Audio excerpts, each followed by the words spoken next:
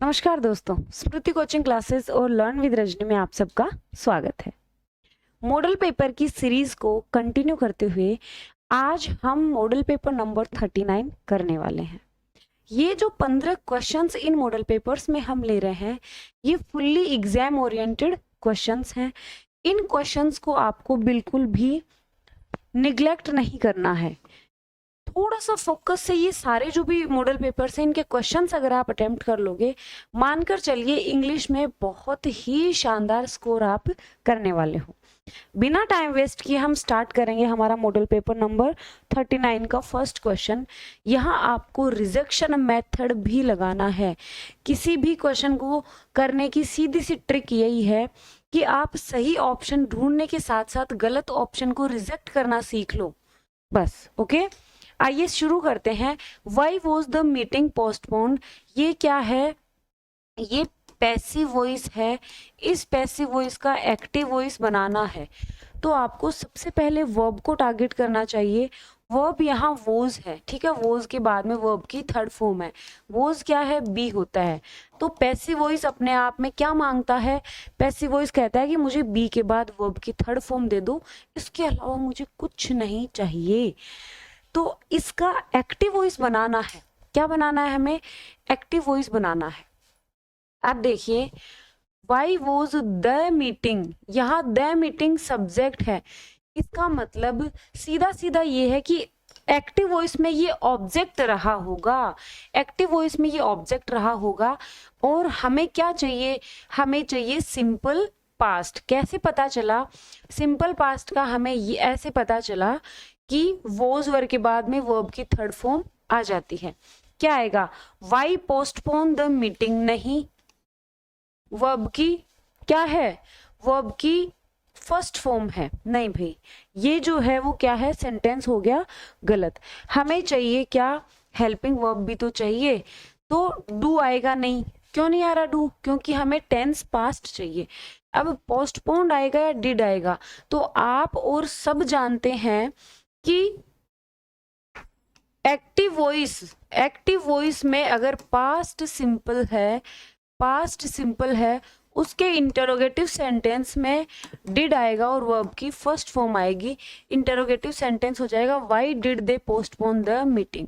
कई बच्चे कहेंगे कि मैम पैसिव वॉइस में बाय देम तो नहीं है। जब सेंस इंप्लाइड होता है तो बाय लगाकर ऑब्जेक्ट का लिखना जरूरी नहीं होता है। अगला क्वेश्चन देखिए, the streets are swept every day. Streets क्या है? सब्जेक्ट। तो स्ट्रीट को झाड़ू किया जाता है। ऐसा थोड़ी है कि गलियां खुद ही अपने ऊपर झाड़ू निकाल लेंगी, नहीं ना। जो स्वीपर्स होते हैं वो झाड़ू निकालते हैं। मतलब इस सब्जेक्ट के ऊपर एक्शन हो रहा है, ऊपर एक्शन हो रहा है, तो ये पैसिव वॉइस है। इसको हमें एक्टिव वॉइस में चेंज करना है। कैसे करेंगे? सीधा आप तो वर्ब को टारगेट कर लो और रिजेक्शन मेथड को फॉलो कर लो। यही ट्रिक होती है सारे प्रश्न सही करने की। आर स्वेप्ट है, इसका मतलब एक्टिव वॉइस में क्या होना चाहिए? एक्टिव वॉइस में क्या होगा भाई? प्रेजेंट इंडेफिनिट टेंस होगा। प्रेजेंट इंडेफिनिट किस में है? इसमें नहीं है, इसमें नहीं है। इन दोनों को पढ़ो। They sweep the streets every day, they swept the streets every day. देखो, स्वेप्ट वर्ब की सेकंड फॉर्म नहीं आएगी। हमें क्या चाहिए? मेन वर्ब की फर्स्ट फॉर्म, या एस या ईएस। सब्जेक्ट दे है इसलिए मेन वर्ब की फर्स्ट फॉर्म आ गया। ए ऑप्शन सही होगा। अगला क्वेश्चन चलिए, next question, question number 3 direct and indirect speech का क्वेश्चन है। He said to me, did you finish your homework. He said to me, ये क्या है? रिपोर्टिंग वर्ब, पास्ट में है। चलिए, रिपोर्टेड स्पीच में इंटरोगेटिव सेंटेंस है। टेंस कौन सा है? टेंस है पास्ट सिंपल। टेंस कौन सा है? Past simple. Past simple indirect speech में जाकर कौन से टेंस में चेंज हो जाता है? सब लोग मन में सोचिए। पास्ट सिंपल चेंज हो जाएगा पास्ट परफेक्ट में। तो यहाँ पास्ट परफेक्ट नहीं है, इसको रिजेक्ट कर दिया। हैड। अब इन तीनों ऑप्शंस को अच्छे से पढ़ लीजिए। ही सैड टू मी नहीं, वही वो पूछ रहा है। इसका मतलब आस्क का सेंस देना पड़ेगा। आस्क का सेंस देना पड़ेगा, इसलिए ये भी गलत है। He asked me that. देखिए, इंटेरोगेटिव सेंटेंस को दैट कंजंक्शन से कनेक्ट नहीं करेंगे, दैट कंजंक्शन नहीं आएगा। अगर हेल्पिंग वर्ब से शुरू है तो इफ वेदर लगाइए, अगर WH वर्ड से शुरू है तो वही WH वर्ड आ जाएगा। यहाँ दैट आ गया, इसलिए ये सेंटेंस भी गलत है। He asked me if I had finished my homework. You जो है सेकेंड पर्सन है, ऑब्जेक्ट के हिसाब से चेंज कर दीजिए। क्या हो जाएगा? बी ऑप्शन सही होगा। नेक्स्ट क्वेश्चन वही डायरेक्ट इनडायरेक्ट स्पीच का क्वेश्चन है। Question number 4, they said we will go to the park tomorrow. उन्होंने कहा हम कल पार्क में चलेंगे। रिपोर्टिंग वर्ब पास्ट में है तो रिपोर्टेड स्पीच का टेंस चेंज होगा। अच्छा, अगर रिपोर्टेड स्पीच में कोई यूनिवर्सल ट्रूथ है, कोई प्रोवर्ब है, इडियम फ्रेज है, तब इस स्पीच का जो टेंस है वो चेंज नहीं होगा। अब विल को हम वुड में चेंज कर देंगे। यहाँ विल है, यहाँ विल है, दोनों को रिजेक्ट कर दीजिए। आपके पास दो ऑप्शन बच गए, ए और सी। अब बेटा 50-50 चांसेस हैं कि आपका क्वेश्चन सही होगा। अगर आपने दो ऑप्शंस माइनस कर दिए ना, मानकर चलिए आपने बहुत अच्छा काम कर दिया है। अब दो ही ऑप्शंस बचे हैं, ध्यान से पढ़िए। They said that they would go to the park the next day, तो द नेक्स्ट डे सही होगा। टुमारो जो है वो डायरेक्ट स्पीच में टुमारो होगा और इनडायरेक्ट स्पीच में द नेक्स्ट डे में चेंज हो जाएगा, इसलिए A option is the right answer. Next question चलिए।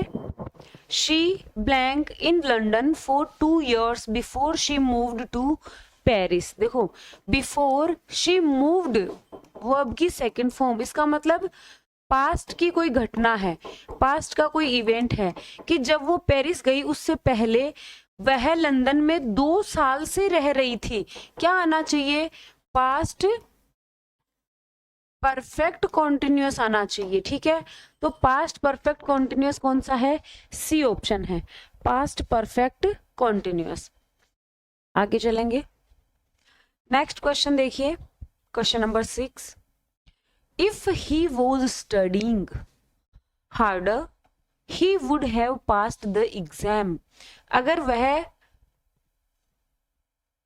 हार्डर स्टडी यानी अच्छे से पढ़ाई करता तो वह एग्जाम पास कर लेता। इसका मतलब ना तो उसने अच्छे से एग्जाम पढ़ाई करी, ना ही उसका एग्जाम पास हुआ। देखो, वुड हैव पास्ड है, वुड हैव पास्ड है, क्या है ये? Would have passed. ये क्या है? ये मॉडल परफेक्ट है, और मॉडल परफेक्ट के साथ कॉम्बो किसका बनेगा? मॉडल परफेक्ट के साथ कॉम्बो बनेगा पास्ट परफेक्ट का। किसका कॉम्बो बनेगा? पास्ट परफेक्ट का। तो had studied, if he had studied harder, अगर वह कड़ी मेहनत कर लेता तो, अच्छे से पढ़ाई कर लेता तो he would have passed the exam, वह एग्जाम को पास कर लेता। ना तो उसने अच्छे से पढ़ाई करी, ना उसने एग्जाम पास करी।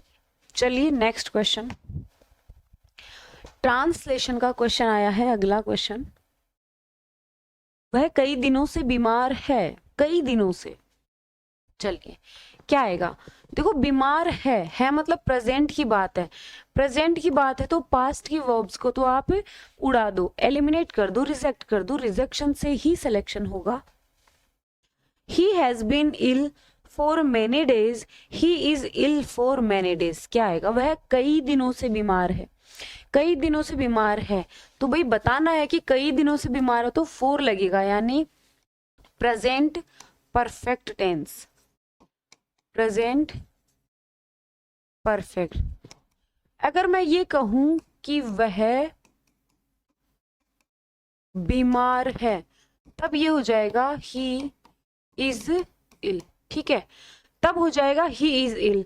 लेकिन यहाँ पर कई दिनों की बात हो रही है, और भैया कई दिनों की बात हो रही है तो हमें बात बतानी, डेज बताने पड़ेंगे, दिन बताने पड़ेंगे, 4 या सिंस लगाकर। यहाँ मेनी डेज जो है वो ड्यूरेशन है, अवधि है, तो 4 आ जाएगा। अगला क्वेश्चन, अगले क्वेश्चन पर चलें उससे पहले जो भी 4th ग्रेड की तैयारी कर रहे हैं उनके लिए मॉक टेस्ट शुरू हो चुके हैं 12 अगस्त से। आप इन मॉक टेस्ट को दे सकते हैं सिर्फ नॉमिनल फी पे। 15 मॉक टेस्ट हैं 4th ग्रेड और ड्राइवर भर्ती के लिए। हाईकोर्ट ग्रुप डी और हाईकोर्ट एलडीसी का बैच भी अपने स्मृति कोचिंग क्लासेस के एप्लीकेशन पर चल रहा है। डिस्क्रिप्शन में आपको लिंक मिल जाएगा। जो भी स्टूडेंट तैयारी कर रहे हैं डेडिकेटेडली, आप इस बैच में रजिस्ट्रेशन कर सकते हैं। आगे चलिए, next question, change into an interrogative. एक सेंटेंस दे रखा है, उसको इंटरोगेटिव में चेंज करो। He can solve this puzzle, वह इस पजल को सॉल्व कर सकता है। इंटरोगेटिव में पहले हेल्पिंग वर्ब आती है, फिर सब्जेक्ट आता है। यहाँ पहले सब्जेक्ट दे दिया, इसलिए हमने दोनों को रिजेक्ट कर दिया। He can he solve this problem puzzle आएगा, या कैन सॉल्व दिस पजल नहीं, पहले हेल्पिंग वर्ब आती है, फिर सब्जेक्ट आता है, फिर मेन वर्ब आता है और फिर ऑब्जेक्ट आता है। तो यही जो है वो स्ट्रक्चर होता है किसका, इंटरोगेटिव सेंटेंस का। इसलिए आपको टेंस पढ़ना वास्तव में बहुत ज़रूरी है। जिन बच्चों ने टेंस की क्लास नहीं देखी है, अभी रिसेंट में मैंने टेंस की क्लास प्रोवाइड करवाई है। प्रेजेंट टेंस अलग पढ़ाया है, पास्ट अलग और फ्यूचर अलग। पूरे टेंस की क्लास को, तीनों क्लासेस को अच्छे से देख लेना, उनमें डिटेल में पूरा समझा है थ्योरी। आगे चलिए, he is good blank playing chess but weak blank mathematics. वह चेस खेलने में तो अच्छा है लेकिन मैथमेटिक्स में थोड़ा कमजोर है। क्या आएगा, ये मैं आपको करवा चुकी हूँ। जब हम किसी स्पोर्ट्स में अच्छे होते हैं, तो स्पोर्ट्स के लिए एट आएगा। आई एम गुड एट समथिंग, है ना, गुड एट समथिंग। जब हम किसी चीज में अच्छे होते हैं यानी ठीक होते हैं, इंटेलिजेंट होते हैं, तो I am good at chess या जो भी है। लेकिन जब सब्जेक्ट की बात आए कि मैं इंग्लिश में कमजोर हूं, तो इनका यूज होगा। गेम्स की बात आए तो एट का यूज होगा, और सब्जेक्ट की बात आए तो इन का यूज होगा। एट और इन, बी ऑप्शन यहाँ सही हो जाएगा। ये आपको फिक्स्ड प्रेपोजिशन याद करने पड़ेंगे। फिक्स प्रेपोजिशंस मैंने आपको करवा भी रखे हैं यूट्यूब पर। हमारा जो कंटेंट है ना, वो बेस्ट से बेस्ट हम आपको दे रहे हैं। कई बच्चे सोच रहे होंगे कि यूट्यूब पर तो फ्री में मिलता है इसलिए हम नहीं पढ़ेंगे। यूट्यूब पर भी जो कंटेंट दे रहे हैं वो हम बेस्ट दे रहे हैं, और एप्लीकेशन पर जो दे रहे हैं वो तो बिल्कुल शानदार दे ही रहे हैं। इतना ही फर्क है कि यूट्यूब पर जो भी सब्जेक्ट है वो ऑर्गेनाइज वे में नहीं मिलती है ना, सारी एग्जाम्स के अकॉर्डिंग पढ़ाना होता है यूट्यूब पर, क्योंकि यूट्यूब पर जो देखते हैं बच्चे वो बहुत सारे एग्जाम्स की तैयारी करने वाले होते हैं यूट्यूब की ऑडियंस। बैच में आपको ये डिफरेंस मिलेगा। बैच में आपको मैनेज्ड ऑर्गेनाइज्ड वे में आपको क्लास पीपीटी मिलेगी, और सारा ऑर्गेनाइज्ड वे में मिलेगा। जो आपके सिलेबस में है बस वही चीज आपको बैच में मिलेगी। तो ये डिफरेंस होता है। चलिए आगे चलिए, नेक्स्ट क्वेश्चन है, the manager is not satisfied blank the report you submitted. Satisfied अपने बाद में कौन सा प्रेपोजिशन लेता है, I am not satisfied with the report. Satisfied अपने बाद में विद प्रेपोजिशन लेता है। याद करो वो क्लास जब मैंने आपको ये फिक्स प्रेपोजिशन अच्छे से करवाया था। सेटिस्फाइड अपने बाद विद प्रेपोजिशन लेगा। क्या लेगा, with, satisfied with. Next question, we saw blank shining brightly in the night sky. हमने रात के आसमान में मून को चमकता हुआ देखा। अब देखो, अ मून, एन मून या द मून या फिर सिर्फ मून, बताइए क्या आएगा, नो आर्टिकल आएगा या क्या आएगा। तो भाई जो भी यूनिक चीजें होती हैं, या कोई ऑब्जेक्ट्स होते हैं जो अपने आप में एक हो, उनके लिए द आर्टिकल का यूज किया जाता है। लेकिन जैसे स्वर्ग है, नर्क है, पार्लियामेंट है, इनके लिए हम कोई आर्टिकल का यूज नहीं करेंगे। ये भी अपने आप में यूनिक है, लेकिन इनके लिए नो आर्टिकल आएगा। यहाँ मून के लिए द मून आ जाएगा। अगला क्वेश्चन देखिए, next question, she has blank friends in the city so she rarely feels lonely. Rarely feels है ना, प्रेजेंट की बात है ना, तो सिटी में उसके फ्रेंड्स हैं इसलिए उसको लोनली फील नहीं होता। लोनली फील नहीं होता इसका मतलब उसको सिटी में, देखो फ्रेंड्स कैसी नाउन है, फ्रेंड्स नाउन है काउंटेबल प्लूरल, काउंटेबल प्लूरल। अब देखो लिटिल जो है वो अनकाउंटेबल नाउन के लिए यूज किया जाता है, लिटिल का प्रयोग हम अनकाउंटेबल नाउन के लिए करेंगे। अब यहाँ शी हैज फ्रेंड्स, यहाँ बात हो रही है फ्रेंड्स की। कितने फ्रेंड्स होने चाहिए भाई? अगर ना के बराबर फ्रेंड्स होंगे तो उसको लोनली फील होगा ना।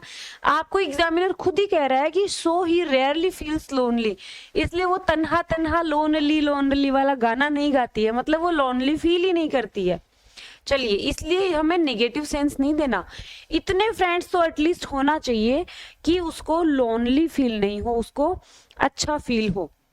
द फ्यू का तो मतलब होता है कि जितने कम हो गए वो सारा नहीं, हमें यूज करना है ए फ्यू, यानी कुछ एक दोस्त हैं इसलिए उसको लोनली फील नहीं होगा, ए फ्यू आ जाएगा।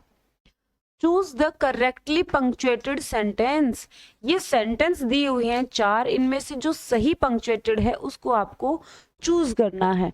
ध्यान से देखिए, पंक्चुएशन के जो क्वेश्चन है वो आपको वास्तव में बहुत ध्यान से देखने की जरूरत है।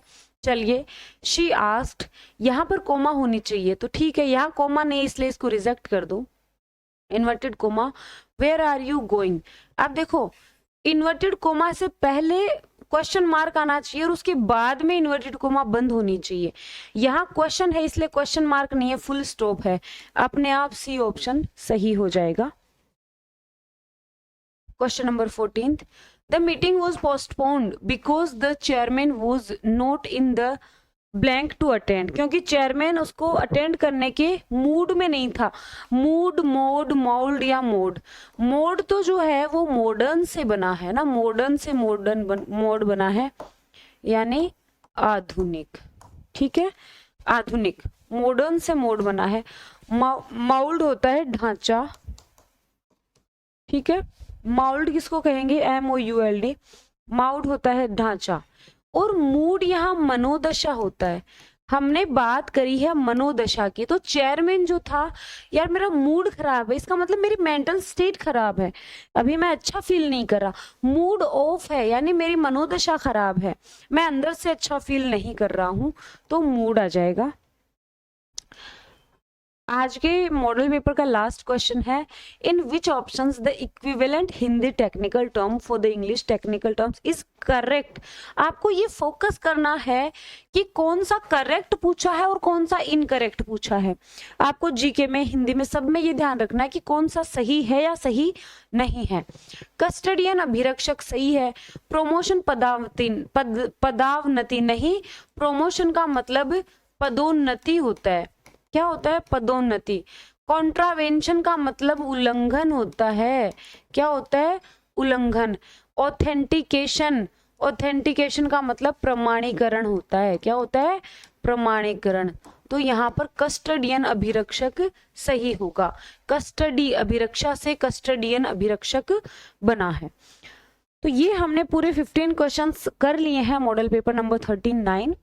क्लास ऑब्वियसली आपको पसंद आएगी, सब लोग अपना स्कोर मुझे कमेंट बॉक्स में बताएंगे, हर एक कमेंट मैं खुद देखती हूँ, सबका स्कोर बिल्कुल देखूंगी, और प्लीज ईमानदारी से अपना स्कोर बताएंगे ना, सब लोग कमेंट करेंगे, वीडियो को लाइक करेंगे क्योंकि आपकी प्रेजेंस बहुत ज़्यादा ज़रूरी है। और जल्दी से अपनी फैमिली को 1 लाख कर दो, और 1 लाख का सेलिब्रेशन फिर हम सब लोग करेंगे, और भगवान करे जल्दी ही आप भी अपनी डिजायर्ड पोस्ट लें, उसके बाद एक अच्छा सा गेट टुगेदर करेंगे।